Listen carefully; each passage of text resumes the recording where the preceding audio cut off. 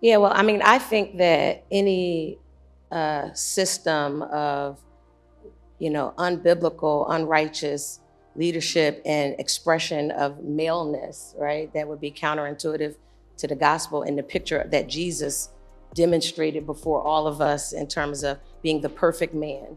Um, Usually you see things like abuse of power, right? So I would either say in those cases, men are either abusive, abdicating, and arrogant. So you would find something falling under those categories. And you often see it just in terms of thinking of women or creating a narrative where women are inferior. And so when you think of a woman as inferior, you're diminishing her value and worth, which actually then becomes an attack on the Imago Dei. So God has declared both man and woman equal image bearers, and to see women as inferior or less than would actually be to have enmity with God, right? Because that's what he's already declared. I think we also see it in terms of insensitivity. One of the big problems I think we have around male-female relationships and the power dynamics we see in the church is oftentimes there's too small of a view of women and womanhood, meaning women and women's issues, that's a global phenomenon.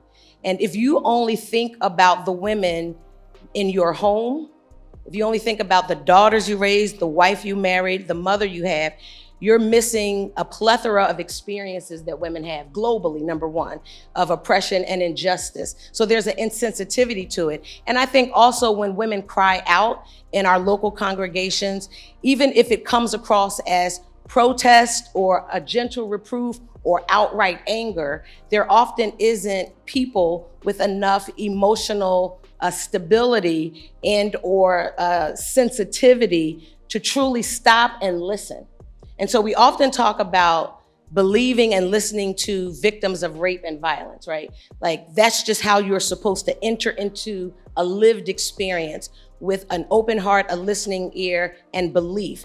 And many times when women cry out against the church and structures in society where they've been experiencing misogyny and sexism, those are often kind of like poo-pooed and not taken seriously, mostly because it requires a person to have a confrontation with themselves. Because as we've discussed about the Good Old Boys Network and things like that, the reality is the way we talk about racism, when we talk about you have a certain privilege in your whiteness, men also move and walk throughout the world with male privilege.